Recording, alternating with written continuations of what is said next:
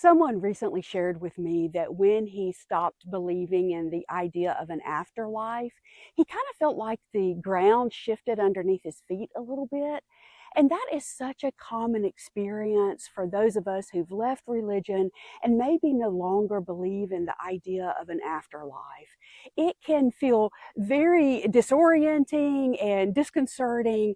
It's such a common experience. And so I want to talk a bit about why we can feel that way and some of the things that we can do to kind of help regain balance and find meaning again. So, for many people who have been part of religious systems, that system may have offered a very clear set of answers or a lot of certainty around death and dying. And the idea of an afterlife may have been almost like kind of a cosmic safety net, in that here is the story that gives meaning and it makes everything make sense.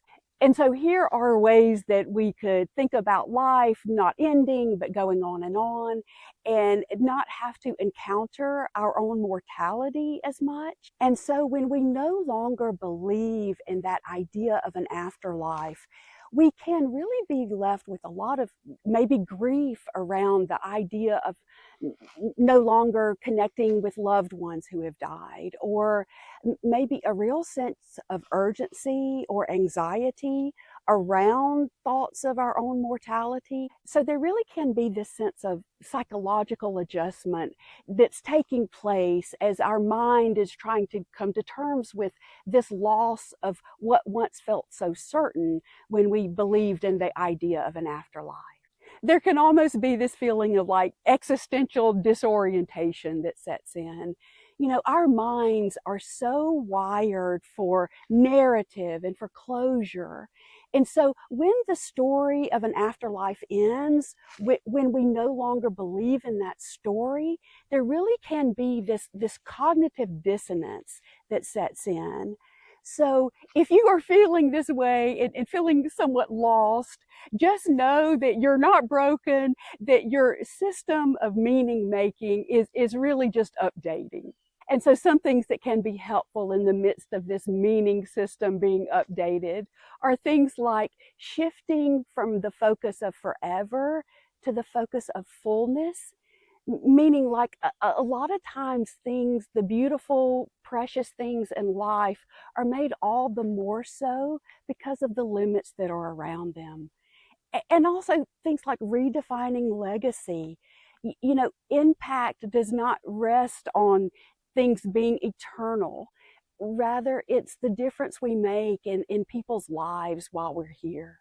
Finding delight in the present also can make such a difference. Seeing the joy in everyday things like music or art or nature can be such an added benefit. And community, connecting with others who have also let go of the idea of an afterlife can be so important, because folks can understand what it is that you're going through and what it is you're feeling, because they are feeling it too. Because meaning and compassion and belonging do not require belief in an afterlife. And it's okay to grieve the loss of old frameworks at the same time as we are building new frameworks that matter to us now. And letting go of the idea of a forever does not make life smaller, it just makes it more precious. So I hope these things have been helpful. Please let me know in the comments how you are doing, and if there are ways that I can be helpful to you. I'm Ashley, your secular chaplain, and I look so forward to seeing you in the next video.